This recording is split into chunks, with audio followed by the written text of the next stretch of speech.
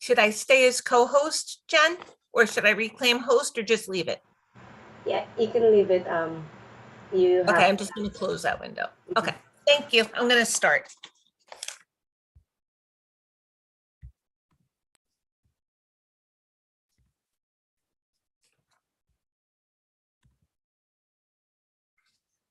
Hi, everybody.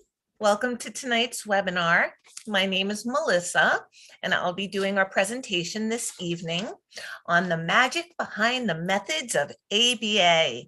I'm a board certified behavior analyst. I'm also a licensed behavior analyst, and I will be taking you through some of the strategies, principles, and techniques that make ABA so effective for teaching kids with autism and training their families. So without further ado, let's get started with our presentation. And after the presentation is over, I will be happy to answer questions live and in person. So please stick around to the end if you have questions. You can also post questions in our Q&A or chat section during the presentation, and I will respond to them at the end. So please enter your questions or hold on to them and ask them live at the end.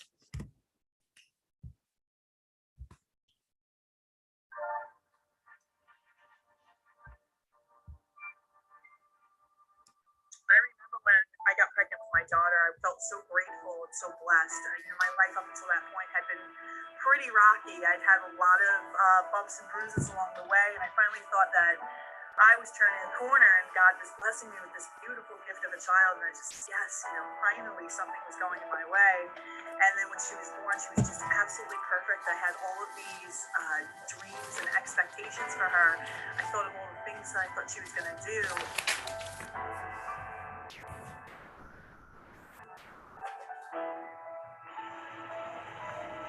Yeah, good girl. Right after her first birthday, I started to notice her behavior change. She went from, saying map.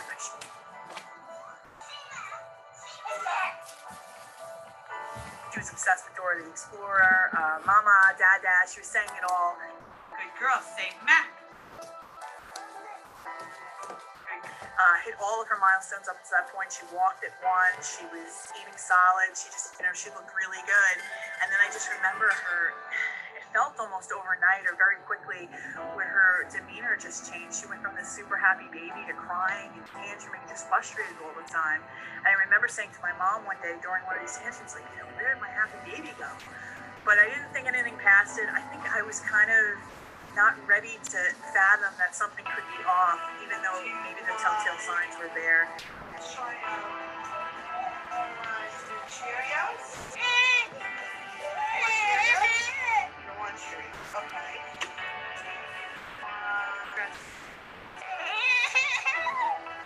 Honey, you gotta get dressed. You gotta get dressed, honey. Come on, time to get dressed. She started to lose the words that she had gained. She wasn't saying mama anymore. She wasn't saying map. She just seemed really disconnected from us. Instead of playing with her toys, she would take them, dump them all out of her toy box, and just start twisting them around her hands aimlessly with no intended purpose.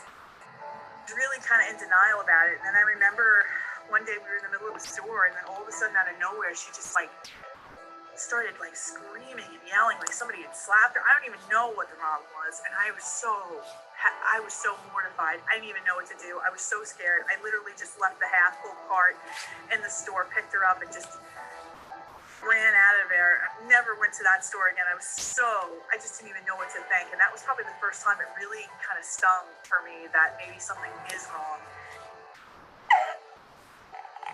They diagnosed her. They didn't diagnose her right away. They said that she was too young for a diagnosis. I didn't even know what they meant when they said that. I was like, diagnosed for what? I just had no idea what they were talking about. And then they said, we'll come back in if you're not seeing progress. And I said, okay, And a couple months later, I'm watching these speech therapists play with her on the floor. I'm not seeing any progress, and felt like she was getting a little worse. And then we went for our 2-year-old wellness visit. And the doctor said that she was behind if she wasn't using 20 words with intent. And that was just, that was probably just the knife to my heart.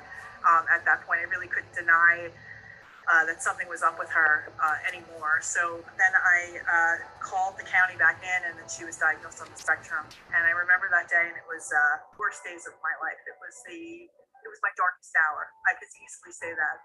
As a mother, as a woman, as just a human being, it was probably one of the hardest times I had ever gone through. And I remember just being I went from being so happy with God, so thankful, to being so pissed at him for doing this to her and wrecking this beautiful gift he had given me.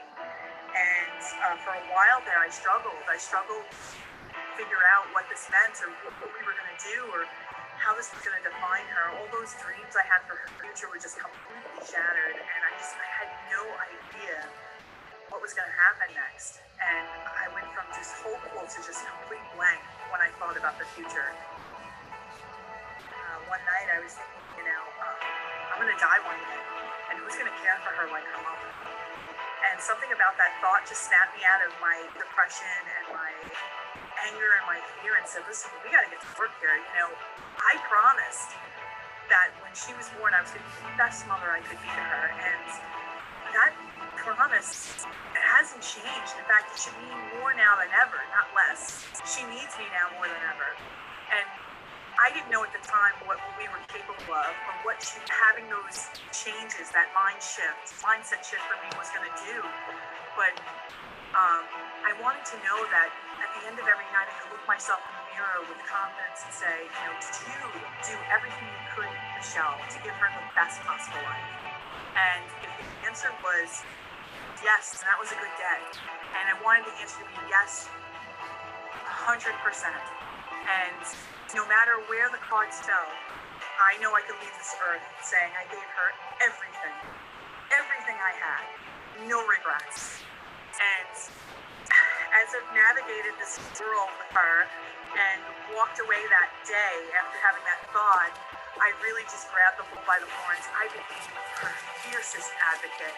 I'm not a special education master's degree teacher. I never had any formal training in ABA, but I knew that I was going to learn whatever I needed to learn to be really strong for her. And Juliana had lost all of her language. You want some Cheerios? You want Cheerios? Okay. She was nonverbal when she was diagnosed. Show me what you want. Okay. You want something? We taught her sign language.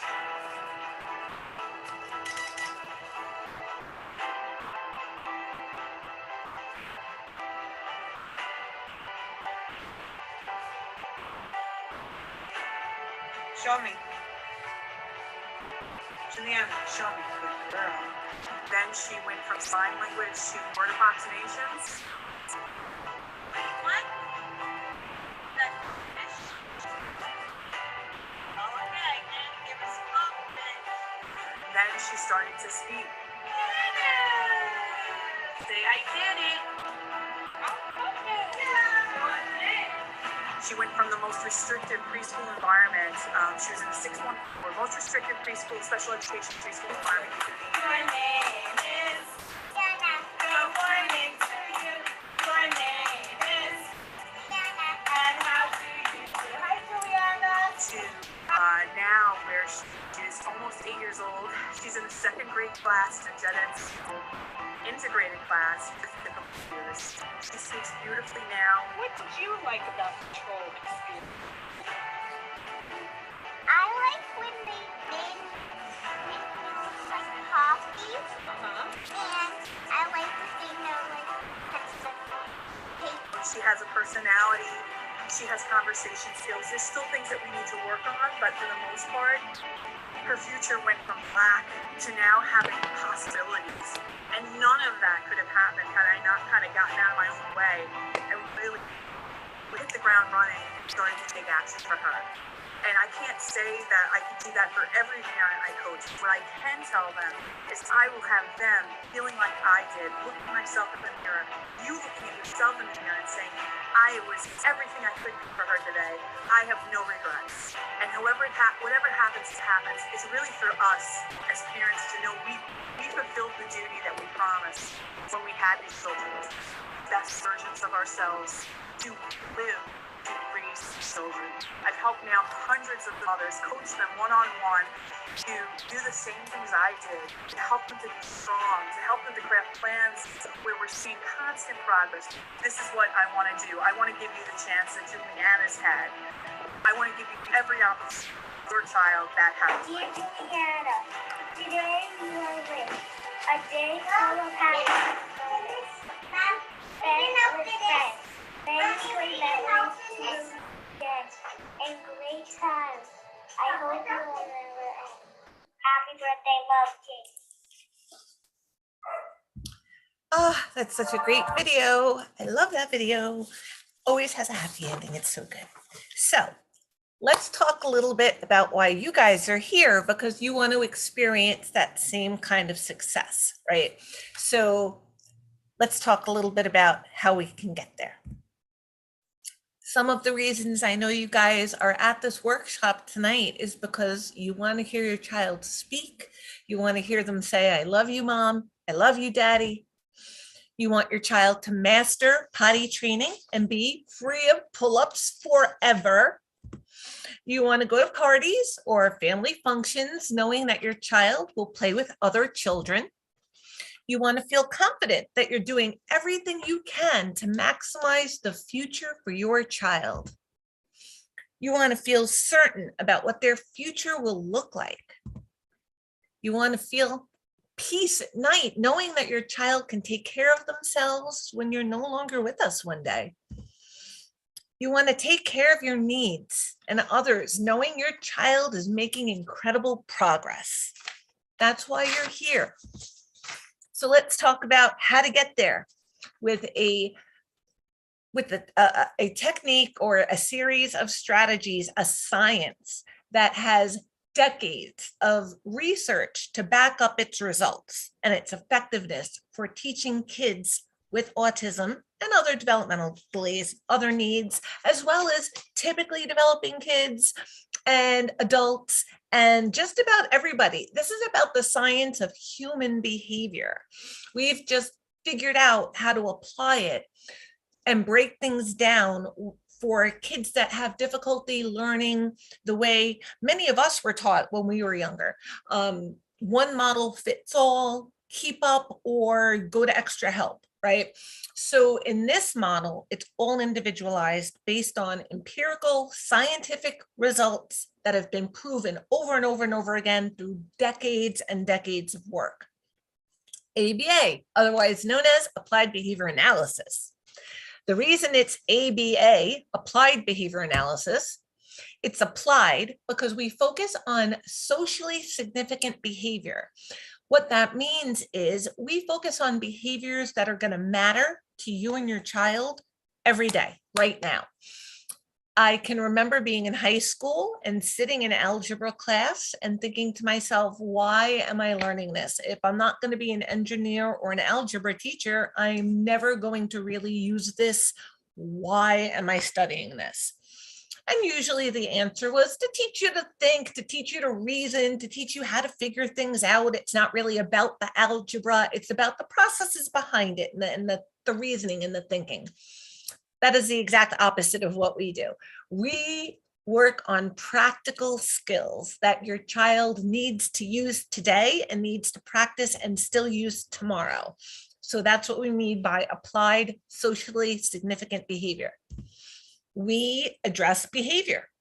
What do we mean by behavior? A lot of people think behavior is either sitting nicely or misbehaving. What we mean by behavior is anything that we can observe, anything we can count. That is a behavior.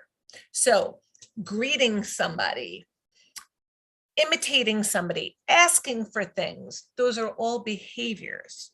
We can observe them and we can count them.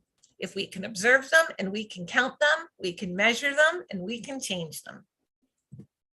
And analysis piece, we inspect and monitor data. So we don't just rely on our subjective feelings on whether or not a child is learning, if he's doing better, or if she's making progress. We take data, we write down everything we do. We write down everything your child does. We write down the results. Every time I've asked her to do blank, she does it. I write down a plus. Every time I ask her to do blank and she doesn't do it, I write down a minus. Every time I present him with blank, if he does it correctly, he gets a plus. Every time I present him with blank, if he doesn't perform or complete it correctly, there's a minus. I can now look at that data and I can over time determine if what I'm doing is working or if what I'm doing is not working. Well, why can't you just rely on your own subjective measures, Melissa? You're a teacher. You should know if your child is making progress or not, right? No. Subjective measures are subjective. They're not empirical. They're not definite. It's based on my interpretation and my perception of what's going on that day. So if I am having a great day and I get out of the house on time and I hit every green light and someone hands me a free cup of coffee and I get in on time and I'm even early and I get to do a few extra things and take a deep breath and I feel good, I'm having a great day. Well, I might feel like your child is also having a great day. However, if I'm running late and I spill coffee on my clothes and I have to change and I get a run in my stocking and I hit every red light and I step in a puddle and I walk in late and I'm already frustrated, I'm having a bad day. Well, I might perceive your child having the same exact behavior at the same exact amount when I was having a good day that I thought was good behavior. On my bad day, I might say they're having a bad day. So it can be really difficult. Let me preface it by saying this. It can take a while to change certain behaviors. Some behaviors you teach really quickly and the kids can pick them up really quickly. There are other things that are more long-term, like teaching coping skills, dealing with anxiety and triggers to anxiety, aggression, self-injury, teaching certain ADL skills. Those are long-term goals. It can take a very long time to teach from beginning and when you're prompting and breaking down everything into small steps until the child is doing it in the natural environment with the natural cue and the natural consequences. It can take a while. So that progress or lack of progress can be gradual. And if I'm not writing it down, I'm not going to be able to tell the difference between a child doing something 48% correctly, 52% correctly, 56% correctly, 45% correctly.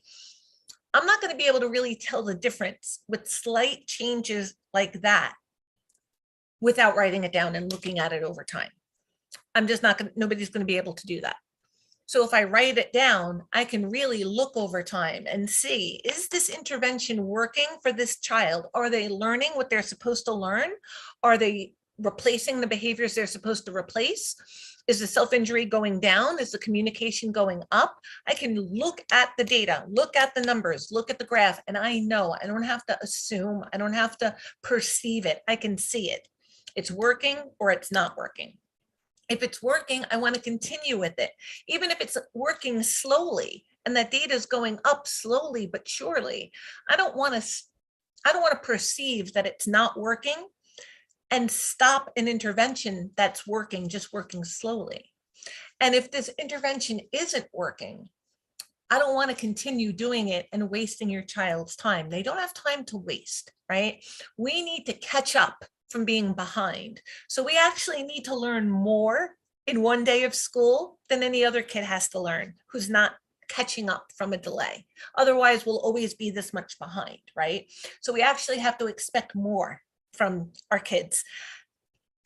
So we need to be able to tell if what we're doing is working. We don't have time to waste. They don't have time to waste. So applied, we work on practical behaviors that they need. We work on behavior that we can see and count, and we use data to make sure that the interventions we're using is actually changing those behaviors and your child is learning. And if they're not learning, if that intervention is not working, we just change the way we're teaching. We change the intervention and then see if now your child is learning. And then we go from there. So let's talk a little bit more about applied behavior analysis. It looks at the science of behavior. because human behavior is functional, which means it serves a purpose. Every behavior serves a purpose. Human behavior is predictable. So there are triggers, antecedents, we say as behavior analysts, for behaviors, things that trigger a behavior, and behaviors are learned based on consequences. So there's a cue. I see my coworker in the morning. That's my cue to say, hi, how you doing? The consequence is that my coworker looks back at me, smiles, and says, I'm good, how are you? Based on that response I got, I'm more likely to say hello to that person again the next day. However, if I walk into work and I say, hi, how you doing? Upon the trigger, seeing a coworker, and they ignore me and they don't respond back, it's not going to take very long before I stop saying hello to that person, because behavior is learned based and maintained based on its consequences. So the trigger tells me I have the opportunity to use a behavior. The consequence I get for using that behavior will determine if I'm more or less likely to use that behavior again under similar circumstances. Therefore, human behavior is changeable. Understanding those triggers, those antecedents, and those consequences and how they function makes problem behaviors irrelevant, inefficient, and ineffective, because we can nip them right in the bud. We can cut off that path. That pathway no longer gets you what you want. Now you can get what you want through this other appropriate behavior, and only through this other appropriate behavior, right? So why is ABA the most effective therapy for children with autism?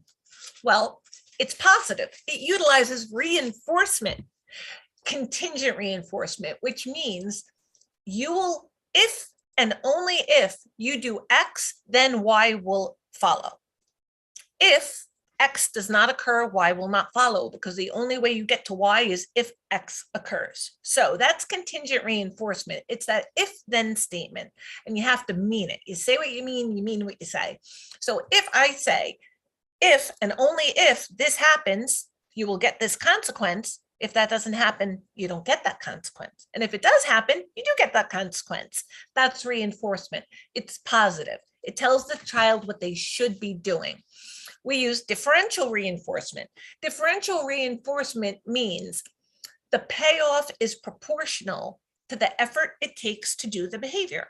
So if this is an easy behavior for your child that they've done from time to time, you can reinforce them with a low to moderate preferred item or activity. But if this is a really hard behavior, or it's something that your child has never done independently before, and now they do, you want to give that more reinforcement than you would a behavior that has happened before. That way your child gets a bigger payoff for a higher demand. So if something is harder, it should be a bigger payoff for it. Otherwise, why should I do something harder if my payoff isn't going to be proportional to that?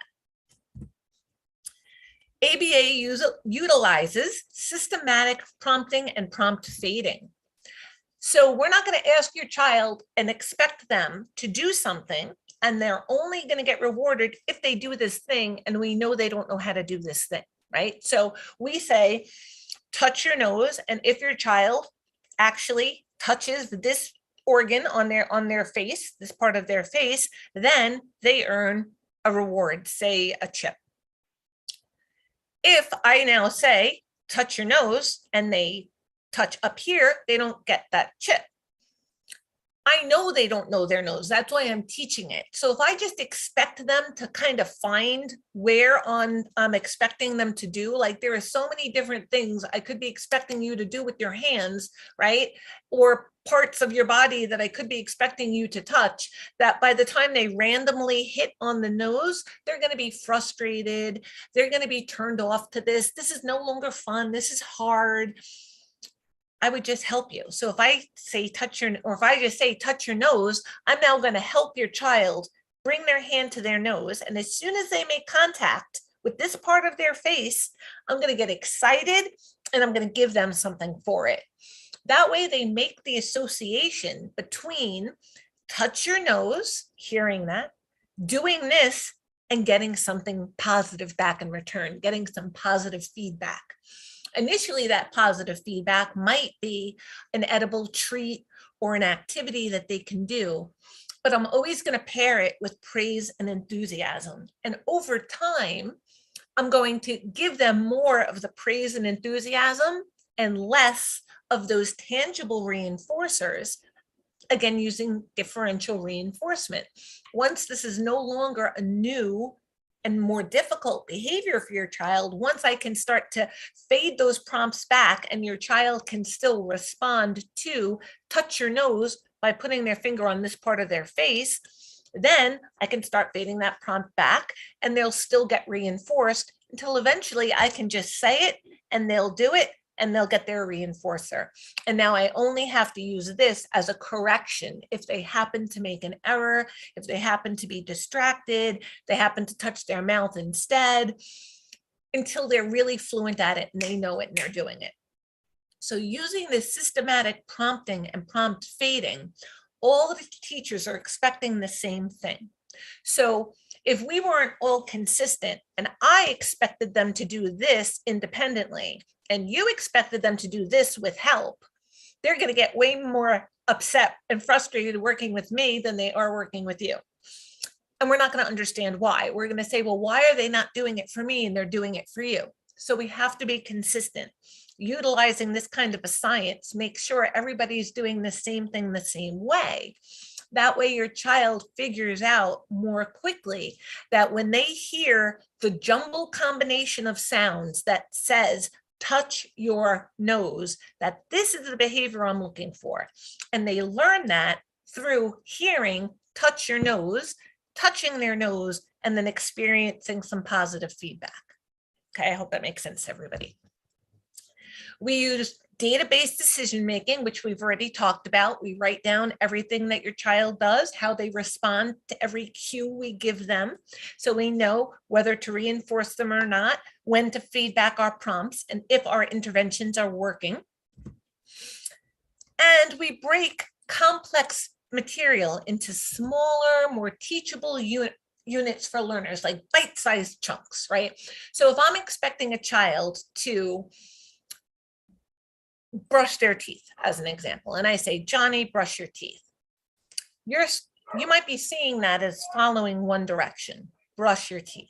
However, if you think about the number of steps that's involved in brushing your teeth, you have to find your toothbrush, pick it up, find the toothpaste, pick it up, open the cap, put the toothpaste on the toothbrush, but not too much and not too little. Put the cap back on, put the toothpaste down, pick up the brush, turn on the water, wet the brush, turn off the water, brush your teeth, brush all the surfaces of your teeth, front and back, up and down, left and right, all over. Fill a cup with water, so turn on the water, fill the cup, not too much, not too little, turn off the water, sip some water, swish it around your mouth, spit out the toothpaste, rinse your mouth again, rinse out the sink, wipe your mouth with the towel, hang the towel up, put everything away. So that's a lot more than just one direction. You can understand why it can be frustrating for a child to have to do all of those steps when we've just said, brush your teeth. So we might need to break that down into all of those series of steps that we do in the same order every time, right? And then we prompt your child to do those steps in the same order every time, gradually expecting more and more independence from your child. But initially, we're only expecting this little bite-sized chunk, right? So it's like saying A, B, C, D, E, A, B, C, D, E, A, B, C, D, E, A, B, C, D, E, A, B, C, D. You're thinking E, aren't you? A, B, C, D, you got it, E. A, B, C, D, E, right? A, B, I know you got it. So we're doing something repetitively. We're doing the same thing. We're doing it in the same order. We're doing it the same way every time. Then as we start pulling back our prompts and stop giving them the whole sequence, they can either finish the sequence on their own and eventually expect them to complete more and more of the sequence from the back forward or from step one through the end of the task. So that's how we use these bite-sized chunks. Even in something like, go grab your coat and your shoes, we have to get in the car. That is a 3 or 4 step direction right there, right? Go get your coat. You have to know where your coat is, go walk there and get it, and your shoes, so you can't forget those either. And if they're in a different place, you have to go to a different place to get them, so we can leave or we can get in the car. So I also have to know that means that we're going to leave. I have to find you. We have to go to the car together, and we have to do it quickly because apparently we have to be somewhere. That's a lot. So we might need to break that down. Go get your coat as they're getting their coat. Go get your shoes as they put on their shoes. Let's go to the car. So bite-sized chunks. We want your child to be successful. If they don't access that reinforcer, they're not going to make the connection between the cue and the behavior that we're looking for.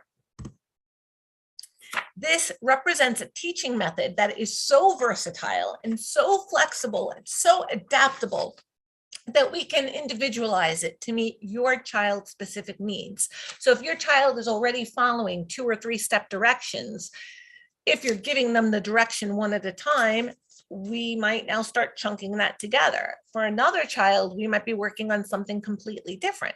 So it's very individualized. The way I teach one person's child to follow directions could be completely different than how I teach another person's child to follow directions. I'm using the same science, but I might be using different strategies or interventions or reinforcers or techniques. I might be doing discrete trial like tabletop instruction with one child. I might be doing more naturalistic, or what looks like floor time, but more naturalistic teaching for another. So it's very versatile and it's very flexible, which means it's very adaptable to meet your needs and your child's needs. So let's talk about some successful interventions in ABA. The reason these interventions are successful is because the first thing we do is we figure out why the behavior is happening. That's the function. What is the purpose? What is the payoff? What is your child getting from participating or emitting this particular behavior? What is it that they're getting after they do this behavior? Teach and reward appropriate behavior. So say, as an example, your child is doing something inappropriate as a way of communicating with you. So they want help with something and they don't really know how to ask you for help yet. So they get frustrated and they start making sounds or making repetitive movements, and you can see that they're upset and they're frustrated, right?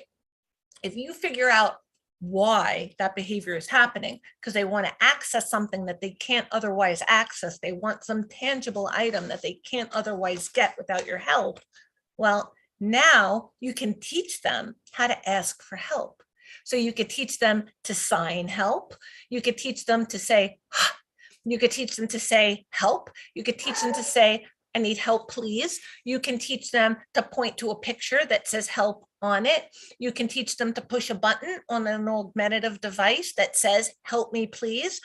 So we can teach your child how to use an appropriate behavior to get the same payoff that they were looking for from the inappropriate behavior. They just happened to learn that by accident, okay? They got frustrated at some point when they couldn't access something, and somebody figured it out and just offered to help them. And over time of experiencing that frustration, demonstrating frustration, and somebody fixing it, making it better, they've learned, this is the way I communicate to you that I'm frustrated or I need help. So we need to cut that method off. That circuit no longer functions. But if you sign help, or if you push that button, or you say help, or you say, Mom, I need help, please, now I can give you what you're looking for from an appropriate method, a method that most people that we interact with, or most people that you will interact with, child, will understand and will be able to predictably respond to. And that way we reduce the inappropriate behavior.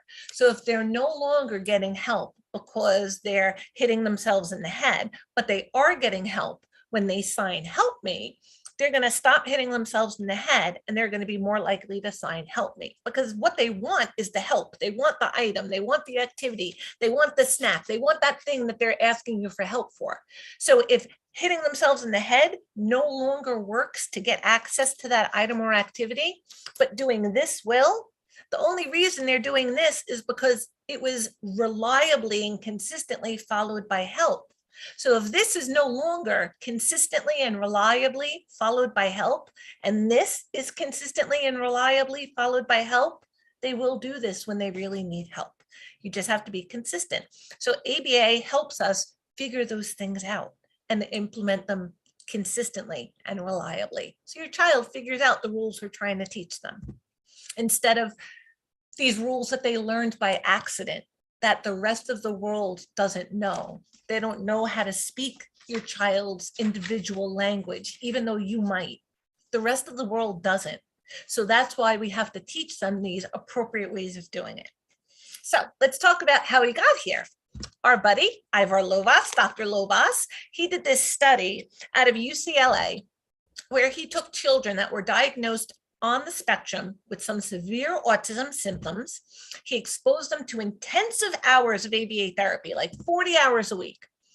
After 2 years, almost half of those children have recovered or were no longer distinguishable from kids that were not on the spectrum, okay, with 40 hours of ABA a week. So Ivar Lovaas showed that if you use these methods, that it was so helpful that half of the kids appeared to be recovered. They weren't really recovered because autism is neurological. So ABA does not fix neurons, but they can teach your child to compensate automatically enough that it doesn't appear that they're doing anything. It doesn't appear that they're compensating. It's become second nature. It's just become part of who they are now. Like, I just know this is how I do this. So it looks just like how everybody else is doing it. That's how successful, that's how we got here. So that's why in early intervention, a lot of people go for those 40 hours a week, because that was from that study with Dr. Lovaas that had been so successful. So let's get back to you. Why are you guys here? And what are some of the things that ABA can help you guys with? We want to teach you these strategies so that you can hear your child speak. You want your child to master potty training. You want your child to play with other children. You want to feel certain about your child's future, which is a very scary thing for a parent of a child on the spectrum. You want to feel at peace at night, knowing your child can lead an independent life. You want to stop worrying about autism every minute of every day. So how can we help you with that? Well, Champions for Our Children, our masterclass, will offer steps to becoming a champion for your child, okay? This is our program. It's a 3-step program. First, it's a 3-step process, 3-step process. You want to understand that your child's behavior is their communication. Like I said before, we didn't mean to teach your child to communicate this way. They happened to be acting the way it was natural for them to act in the moment. And their needs were anticipated and responded to in such a way and so consistently and so reliably that this became the way your child learned to communicate those needs, right? When we think about how a child will develop language, neurotypically developing child, they'll babble, they'll make a whole bunch of different random sounds. And let's just go by English for now, okay? Because that's what I'm speaking. So in English, if we happen to hear a variety of random sounds, we're going to pay more attention to sounds that sound meaningful to us. Our brains have evolved to pick up patterns, okay? So if your baby is making all these different random sounds, sa, pa, la, pa, bo, e, a, o, ma, ma, and you happen to hear that ma, ma, it was a random sound, but it sounds like, oh, mama, you said mama. You give a lot of praise and a lot of attention to that, a lot of excitement, genuine enthusiasm. Your child, again, happens to randomly babble and happens to make those sounds again. And those are the sounds that you pay more attention to. Well, lo and behold, your child starts to make those sounds more. Those random sounds that were not syllables to recognizable words, you weren't paying a lot of attention to. So they stopped saying those. Those behaviors were extinguished. They stopped saying them because they weren't reinforced. They weren't responded to in a positive manner, reliably and consistently. But these sounds were. So your child was more likely to say those sounds. When your child is young, you allow them to do like baby talk, right? Mama, yo, help me, please. You accept that. But as your child starts to speak more fluently and more often and gets older and develops more motor control, you expect them to articulate more clearly, right? Please, not please, say please, right? So we teach that communication by what we're responding to, positively, genuinely, and enthusiastically every time, reliably, consistently. So what's happened is your child has just responded in a way that was natural to them. They were frustrated, so they acted frustrated, and you anticipated their needs. So that behavior was responded to in a way that made their life easier.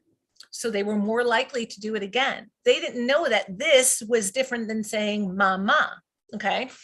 So if you're responding to those behaviors consistently and reliably, it's going to become a language between you and your child. Unfortunately, it's not a language that the rest of the world understands or sometimes even tolerates. So we have to understand, first and foremost, that your child's behavior is their communication. We've taught them that we will respond in this way to this behavior or this response. So whether it's poop smearing, tantruming, running away, your child has learned that if I do this, you will respond in this way. If I run away, you will chase me. If I smear poop, you will pay attention to me and I'll smell it and I'll feel it. If I'm tantruming, I might get my way. You might stop asking me to do things that I don't want to do. So as part of our program, we have mindset coaching to get you out of that fight, flight, or freeze when these behaviors happen, so you can step into action and start fixing them, right? So we want to learn why your children are using this form of behavior. So we have BCBAs like myself as part of our coaching program. We help teach you to figure out how to figure out the whys behind your child's behavior. We don't want to figure it out for you. We want to teach you how to figure out the function of your child's behavior. We'll teach you how to figure out why your child is doing what they're doing. Because once you know why they're doing it, we know how to solve it. We know how to teach them to do something more appropriate. And we want to provide our child an acceptable way to get their needs met, so they're no longer engaging in those inappropriate behaviors, like I was just saying. So we collect data, we test out strategies. The tactile steps are included in the online programs that you will have lifetime access to. So we have a 3-month coaching program, but you have access to all these materials forever. You can refer back to them whenever you need to. And then rinse and repeat. We apply 1 to 3 for all goals for children with autism, okay? So whatever the goals are for your child, whether it's speaking more, whether it's potty training, whether it's getting rid of maladaptive behavior, whether it's stopping elopement or reducing stimming, or teaching your child how to be more social, or how to play, how to imitate, this is how we do it. We see that their behavior is their communication. We teach you how to figure out why they're doing what it is they're doing, and how to teach them with successful strategies that have worked before, how to do what the rest of the world will understand. So we kind of want to translate their behaviors into the language that most of the society that they're going to be in is going to respond to consistently and reliably. So our 3-month group coaching program has guaranteed results. So as I mentioned, this is a 3-month coaching program, but you still have the lifetime access to those materials, those steps, to all of that information. Now, what you get for your child in our 3-month group coaching program is you get foundational skills for an independent life for your child. And what that consists of: personal potty training plan for your child. Your child gains communication, and you gain I'm sorry, I'm tripping over my tongue tonight. So excited to tell you all of these things. Okay. You and your child gains communication. You gain the tools to use it. You can eliminate tantruming and or problem behaviors like aggression or self-injury or mouthing things or eating inedible objects or being destructive or being disruptive or mouthing items or whatever the behaviors might be, being inflexible, not wanting to try foods and having a very restrictive diet, not being able to wear clothes with tags in it, etc. You can interact together as a family as if your child does not have a disability. You can stop eloping from happening. You can get your child to eat new foods, as I mentioned. So I'm gonna go back to this for a second. I know all of this stuff firsthand. So I have been in the field for 30 years and I have seen all of this firsthand. I started as an ABA teacher. I've been a clinical director. I've been a principal, a BCBA, an LBA, an ABA therapist. I've been pretty much through this whole system. After I had been in the field for quite some time, I had a nephew that has autism. And when he was young, it was like autism, picture of my nephew. Like he didn't speak until he was over 4. He was in constant distress. He didn't look at you. He didn't eat more than one thing. He was not following directions. He was not imitating. He was not making progress. He was acting out. My sister was stressed. The house was in high escalation mode, like almost all the time. He had to go to a special school. And then eventually was able to go to public school, and he had to get speech and OT and PT and have a behavior plan and intervention and home ABA therapy. And we did it all. Well, today, he is attending Suffolk Community College. He is driving himself there. I taught him, well, not just me and his parents taught him how to drive this summer. He just got a car. His senior year in high school, he was the lead in his school play. He participated in many other plays and musicals throughout his time throughout high school and middle school. He has an incredible group of friends, especially the theater kids that have become an amazing group of friends for him. He has a girlfriend. He is an amazing kid. He taught himself how to play the piano by watching YouTube videos. He taught himself how to play the guitar. Eventually he wants to, so he's going to Suffolk for 2 years and then he's going to go away to school. But he wants to acclimate to college first and then acclimate to college and living away from home. If you would have seen him when he was 3, 4, 5, 6, 7, you would have never predicted this life for him. How do we get there? I can remember my sister calling me. We have to get Anthony to eat anything other than peanut butter and jelly, please. Gratefully, she was in the field and she knew how to do this too. But it's always harder when it's your own. And I learned that so much more through my experience with my nephew. I don't have kids of my own, but I couldn't be closer to any other kids than I am to my nephews, all of them.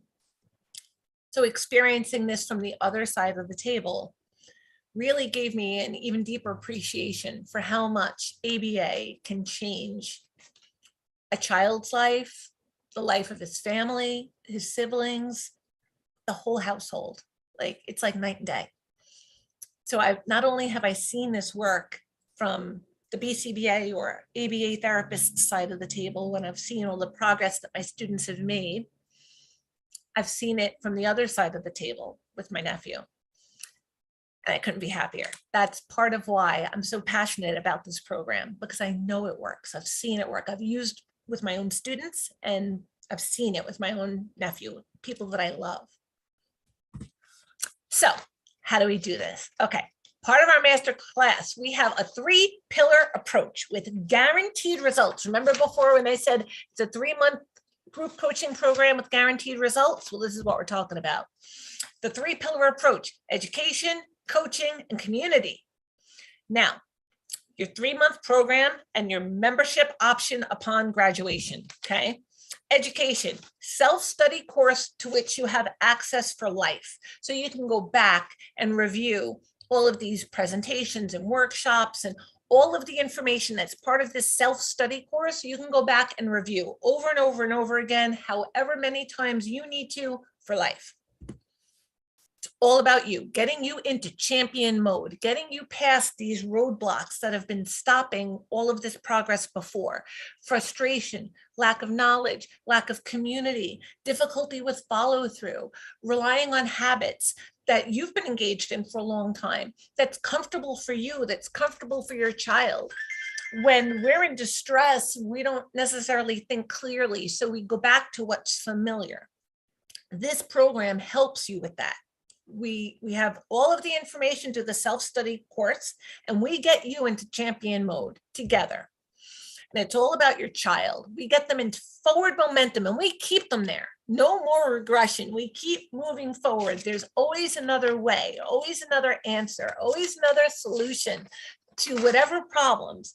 Even if it's a simple solution that we can give a quick answer to at the end of a workshop, give some strategies, some suggestions, or if it's a longer term solution where we need to adjust and hear how it's going, and then give another suggestion, and then hear how that's going, and then help you troubleshoot and help you eventually figure out how to troubleshoot. So you go from asking, what do I do, to I tried this and this is what happened. How do you think I did the right thing? Did I handle it? Is there a better way I could have handled it? Et cetera, et cetera. So, second pillar, coaching. 3 weekly Zoom group live coachings with our team. Now, what does that mean? You have Coach Michelle, your one-stop shop for all your needs. You go to Michelle, she will hook you up. Like, she's got your back anytime you need her. Michelle Rogers. We have the mindset coach, your built-in therapist for 3 months, Stella. She will help you get out of your own way. She will help you with those moments of crisis, those moments where your faith is faltering and you're just not sure if you can do this anymore. Stella will show you, yes, you can. We just have to take a deep breath, reset ourselves, just like we expect our kids to do when they're upset, right? What do we tell our kids to do when they're in tantrum mode or they're getting frustrated? We tell them, stop, take a deep breath, figure out your options, pick from your options, and move forward, right? And when your child has difficulty doing that, you and your team are there to help along the way with that prompting and reinforcement. Stella is that for you until you get more and more independent and you can do this with less and different kinds of coaching. Like I said before, it goes from asking, what do I do, to, or I can't do this, to I didn't think I could do this. And then I tried what you mentioned last time and it really helped. I'm still having a little trouble with this. What do you think I could do next time? Or is there anything I could have done better, right? Totally different way to approach it. You get a BCBA call where you learn the tools to effectively help your child with BCBAs like myself, Stacy Warner and Armando, okay? Armando, he is amazing. Stacy is amazing too, but Armando has autism spectrum disorder and he's received services throughout his life and he's a BCBA. So talk about being able to see it from both sides of the table. Armando's your guy. And you get a monthly coaching call with a registered dietitian and speech language pathologist, Greer and Deanna. Oh my God, they are so amazing. So I'm sure that many of you have kids that have issues with gastrointestinal problems like stomach issues or toileting issues or issues with not eating or having a very selective diet. Greer and Deanna can help you with those things, okay? Those are, again, they can give you their take on it from their perspective, right? From a registered dietitian and a speech language pathologist and the rest of the team, we all work together. So now you take this bag of tricks and you add it to this bag of tricks, and instead of adding it together, it's like squaring it, it's like multiplying it, it's just exponential from there. And you have community, our third pillar, but not our least important by any means. We have our private Facebook group just for CFOC students where no question goes unanswered from Michelle or from the team.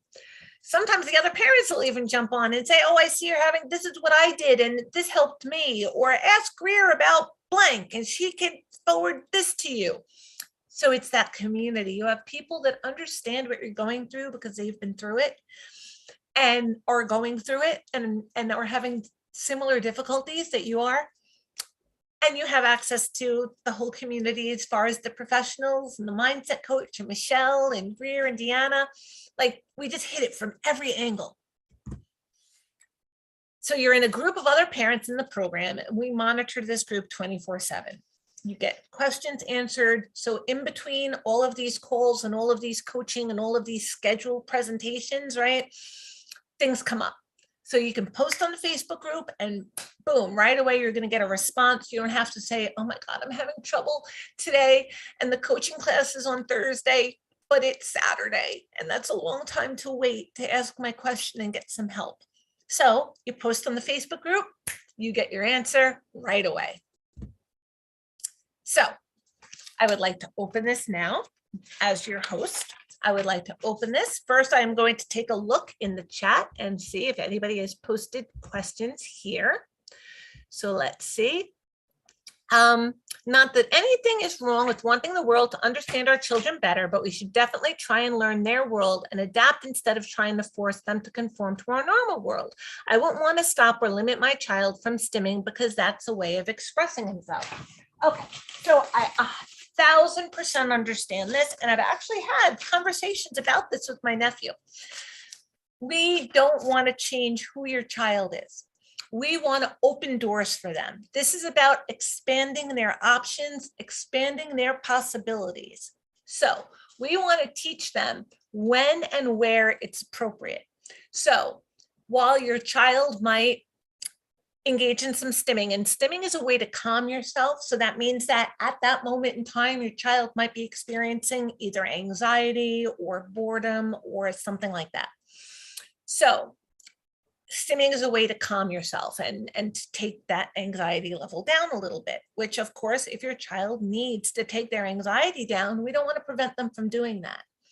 But we want them to do it in such a way that it doesn't prevent other people from interacting with them or reaching out to them, or say, as an example, they're at home with their family who loves and understands and respects them and would never judge them no matter what. And they're having anxiety and they're stimming. It's not such a big deal. Now, if they're on the playground and they want to play with these other kids, or they see these other kids are running around and having fun and they want to enjoy it too, but they're not really sure how, they might also get a little bit of anxiety or excitement and they might engage in some stimming. Now, a kid might be less likely to approach your child if they're doing something that that child doesn't understand or perceives as being weird or awkward or different. Unfortunately, we don't necessarily handle difference as well as we should, right?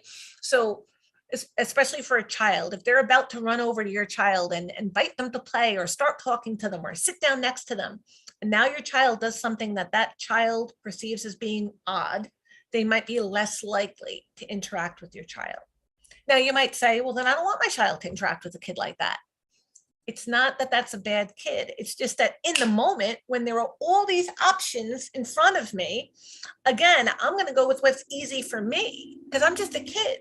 And I don't necessarily stop and think that I might be hurting someone's feelings or excluding someone. I just want to play, right? I just want to engage with somebody. So if I'm going to run over to you and now you do something that makes me stop, I'm just going to turn and run to somebody else. It's nothing personal. I'm just a kid.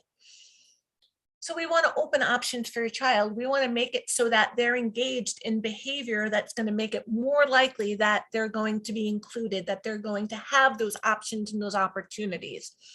that they're going to learn other kinds of coping skills that they can use in public, and that they can use their stims or those behaviors that work for them when they're in private. Or if they're in public, maybe they take a break and go somewhere that is more private. Or depending again on your child's language and functioning ability, you might have a conversation with them that says, if you're engaged in this stim and somebody doesn't want to play with you, it doesn't mean that they don't like you. It just means that they were confused by what you were doing. And your child might make the decision, okay, I'm going to still do it. And whoever talks to me, and whoever doesn't, doesn't. But we want to provide options and opportunities. So it's all about making sure that the world responds to your child in a consistent, reliable manner. That opens more doors for them. So just as if your child spoke a language that nobody else understood, it would be more difficult for the world to communicate with them. So we want to give them the option. And then if they choose to do their own thing in their own way, that's perfectly acceptable. But I want them to have the choice. So I don't want them to engage in this behavior because they have ASD and because they have no other choice and they don't have any other options. I want them to have all of these options available to them, and then for them to pick the one that works best for them. But if they only have one way of doing things and we haven't expanded those options, in my opinion, we've done a disservice. So, and again, that's just my opinion. I want to present as many opportunities as possible and then reward the child for using the ones that work the best for them. And again, just my opinion. Let's look and see what else we have. Do you still have the 3-day potty training?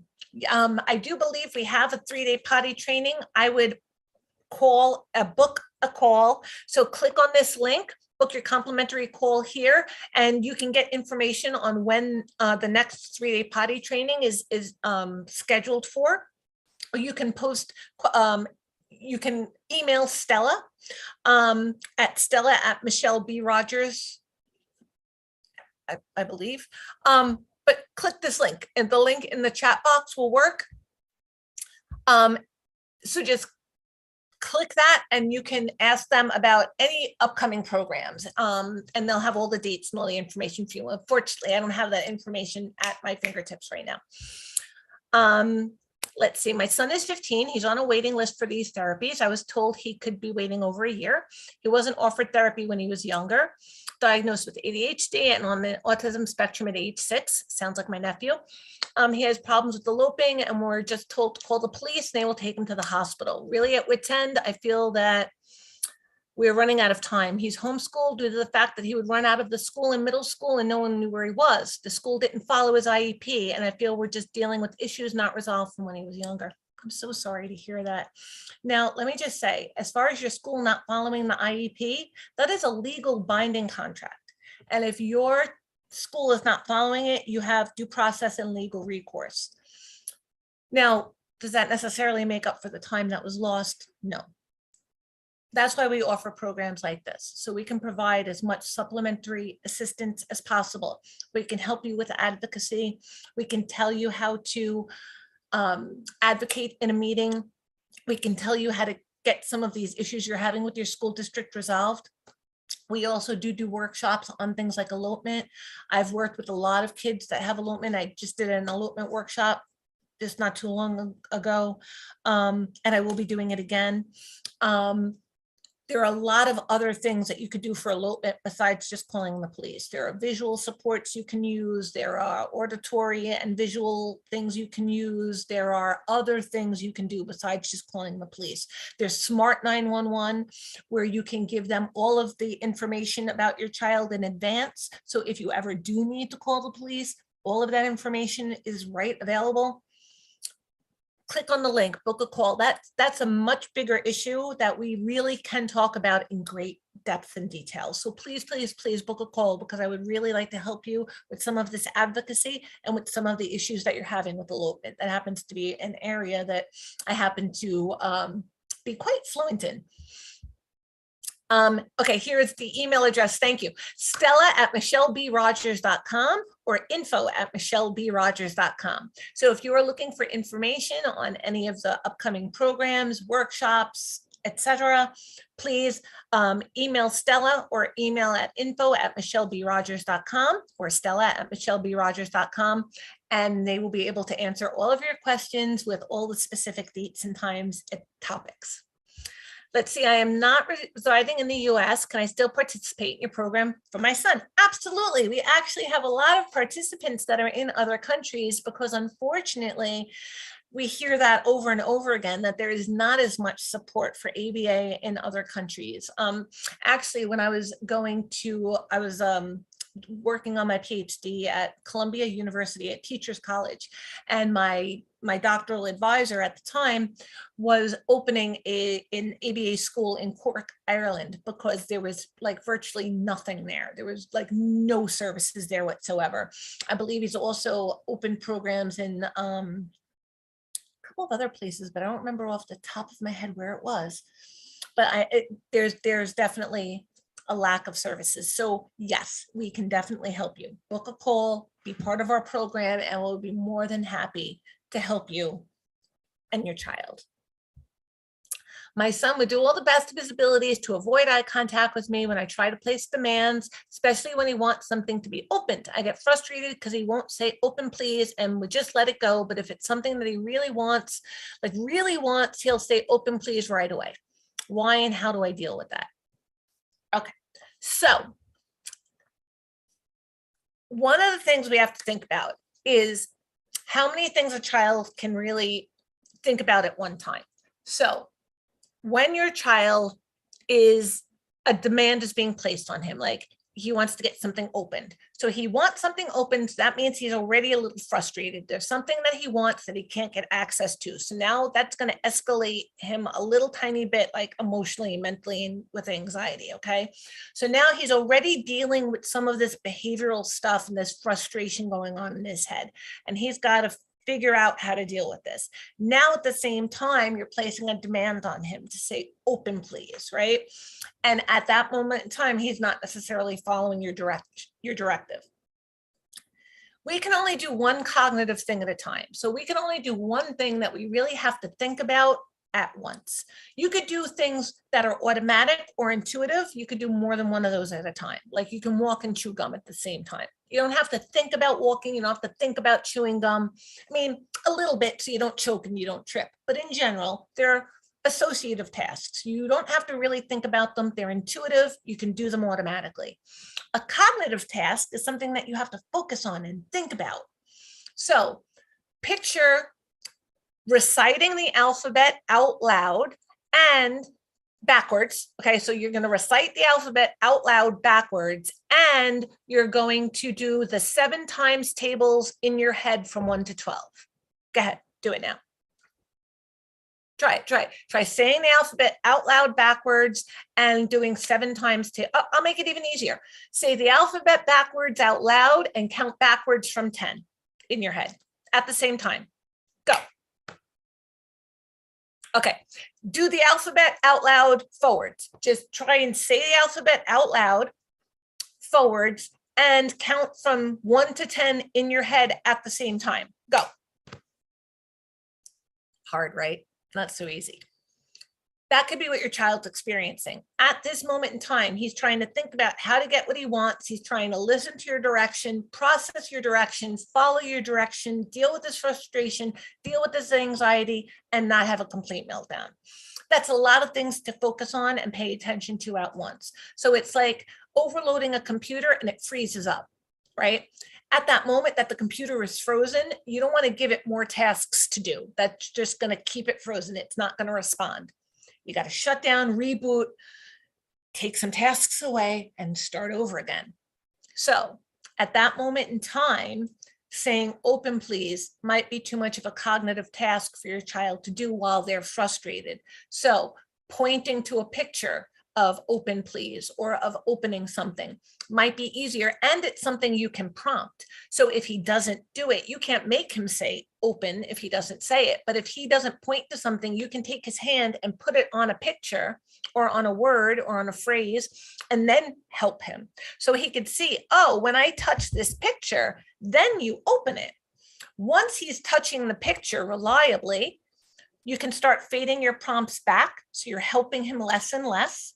Once he's pointing to the prompt by himself, you can also, every time he points to the prompt, you model, open please, but you don't require him to say it. You just model it. If he happens to say it, immediately open it, big bells and whistles, lots of excitement, genuine enthusiasm. If he doesn't, it's okay because you didn't direct him to, you just modeled it. After he's reliably pointing to the picture that says open please, and you're modeling it, every now and then, if he happens to spontaneously say open please, now you can start telling him. When he points to the picture, you can say, okay, say open please. Now he's going to be calmer because he has a way to get that help. So he's not as amped up. It's now more of an associative task. Pointing to this picture while I'm upset is more of an associative task than all of the stuff that I have to do in order to get vocal verbal language out. Okay, so I hope that makes sense. But please book a call. We could talk about it more. All of the questions that you guys have, I have so many different answers to, but I want to give you a quick end of workshop answer. But for more comprehensive information and ongoing advice and suggestions, please book a call, because then we can talk more frequently and I can help you and we can troubleshoot. I can teach you how to figure all this stuff out for yourself so you don't need us anymore. We're the kind of field that wants to put ourselves out of business. We don't want you to need us anymore. So I am now going to open it to live questions. If anybody has, for the next 20 minutes, if anybody has a question, if you would raise your hand, I would be more than happy to answer your question in person. So please feel free to just raise your hand, and I will be more than happy to answer anything that you might have. If you have a comment or a question, now would be the time. And if not, that's perfectly okay. I know that we were talking about some general strategies and things tonight. You might not have a specific question on, but I'm sure as you book your calls and we start to get to know you and get to know your kids, we'll be answering lots of questions and going back and forth and teaching a lot of different strategies and suggestions. Okay, so it doesn't seem like anybody is raising their hand or has a question, a live question to answer. I know, oh, wait, I see somebody did. Yay, Sierra Call, I believe that you have your hand up. So if you would unmute your mic, I would be more than happy to answer your question. Am I Hi, Sierra. unmuted? Hi. Hi, how are you? I thank you for this seminar. I really appreciate it. Oh, my pleasure. My daughter will be 3 in December, and she was diagnosed with autism over the summer. Okay. And she is recommended for ABA. How are you doing? I'm Your doing daughter just recently got a diagnosis. You're doing all right? Yeah. I mean, I could tell when she was little, and we kind of just waited because she regressed. Okay. We just recently did the genetic testing to see, what genetic markers making her regress, and because it helps with future situations, I guess help. Yes. So with ABA, with any daycare for a toddler or anything, you always want to be careful, to look at the facility and catch red flags. I'm not familiar with ABA as much, so I was just curious, how do you pick a good facility? Okay, so the first thing is you want to go in with a list of questions. So you could do a Google search and say what are good questions for an ABA preschool, and you could print out a list of questions. What I think are the most important questions are, can I come in and observe my child anytime I want? What kind of family training do you provide? Is it ABA all day long, or do they have ABA time? In which case it's not really an ABA program per se. They do ABA all day, all the time. There's always a consequence. There's always a reinforcer. There's always a person to prompt and help. That's a better program than one that might have an ABA hour. Do they have speech and OT and PT on site, or do they have, can you have outside providers come in and do services if needed? Okay. How do they address behaviors? So if my child doesn't want to do something or has a tantrum over doing something, how would your staff respond? What kind of reinforcement do they use? What kind of prompting do they use? How do you handle bathroom and toileting time? How do you handle snack time? If my child doesn't really have a variety of things that they'll eat, how will you address that? Will they kind of push them? Will they force them? Will they just leave them and let them eat what they want? And again, like I said, can you come in? Can you do observations? How willing are they to work, with a team? If you do get a team of ABA people at home, would they be willing, or if you're working with us, would they be willing to collaborate, consult with suggestions and strategies?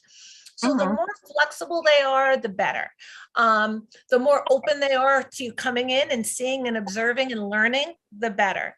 The more support that they have there and the more good answers they have, the better. If you surprise them, if they don't have a good answer to how we prompt or how we handle food refusal, then I would be more concerned. Okay. All right. That makes sense. Thank you so much. Oh, it's my pleasure. Good luck and keep us posted, please. Yes, definitely. Thank you. You are welcome. Okay. Does anybody else have any questions? I don't see any other hands raised at the moment. Okay, well, I am going to thank you all so much for participating tonight.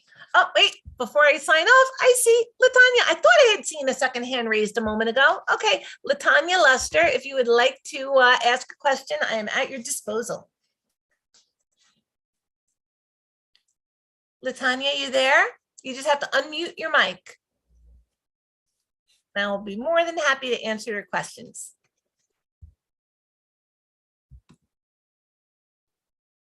All you gotta do is unmute your mic and then I'll be able to hear you. I see your hand is up, but I'm not hearing you. I don't know if you're actually asking me a question or not. Oh, there you are. Hi. Hi, can you hear me? I can. How are you? I'm doing okay. I have a question. I wanted to know, what are the good tips, for tantrums? Like my son, he's 4 years old. He goes to speech therapist and occupational therapist, and he's been really doing good with that. This is the first time I heard about the ABA training, but with his temper tantrums, it seemed like for me as the mom, sometimes when he don't have his way, he get frustrated and start crying when I tell him no, but he does not do that with his dad. It's like his dad, he listened to his dad, but me, I don't know, because I always be so nice to him. He doesn't listen to me when I sometimes that tell was him going to be no. my next question. Does Yeah. it work with your husband or does it work with you? So if he gets really upset, does your husband give in or do you ever give in? Does he get his way? I give in, but my husband don't. My husband That's is why he more doesn't do it firm. for your husband. So ABA will kind of teach you how to figure out why your child is doing this. So if he's tantruming when he hears the word no, it sounds to me like he either wants an item or activity that he can't have, or he wants to get out of a demand. He wants to do something he can't do, right? So Right. under those conditions, you don't remove that demand. So I have to say no. And if no is a trigger, you can say things like later or not now, or you can offer something else. So you can say, the child wants the iPad. It's not time for the iPad right now, but you can have this or this instead. So now you're giving them options of what he can have, and you're allowing him to make a choice, even though it's a limited choice. Some choice is better than no choice at all. And basically the choices are, you could either pick from one of these two things or you could have nothing. And if you're upset about that, I understand and I'm sorry you're upset, but you're still not going to get the thing that you want. Okay. Initially, what's going to happen is the tantrum's going to get worse before it gets better with you, because he's not sure if he just has to get more upset. Like he's probably used to. Sometimes mom tries to hold her ground, but if I get upset enough, sometimes she'll give in. So I'm not sure that this isn't the time, that I just have to get a little bit more upset and then you'll give in. So unfortunately, you've got to let that behavior burst and then go back down. And give him another option. So those are the two things. You always want to not give in to the bad behavior that you want to change, but you want to give a different option. So if he is asking for something he can't have, you say, sorry, baby, not now, but you can have this or this instead. If he's doing something because he wants your attention, you could ignore him while he's crying, but you can be like, mama, and tapping yourself and prompt it like, mama, to show him how he can get your attention, right? So I'm going to ignore the crying, but if you really want me, all you have to do is this. And now, oh, baby, what do you want? Okay. So you give him an appropriate way to get his way, and don't give in to the inappropriate way that he's giving his way. Start there. But I would recommend booking a call so that we can talk more on an ongoing basis, because as you hit roadblocks, we'll be able to help you, like strategize and troubleshoot. Okay. Thank you so much. Oh, it's my pleasure. Really, really. I hope to speak with you again. Okay. Thank you. Have a good night. You too. You too. Well, thank you guys so much for your participation this evening. It's always a pleasure to speak to you all. And I will be doing another presentation on Wednesday, October 12th on sensory overload and sensory sensitivity for kids on the spectrum. And we're going to talk a lot about that. So please join us and come back for other workshops and book that call so that you can participate in our weekly group coaching, and we can talk more and more, and I can get to know you and get to know your kids and give you more and more individually tailored suggestions. Thank you again so much. Have a wonderful night, everybody. Good night.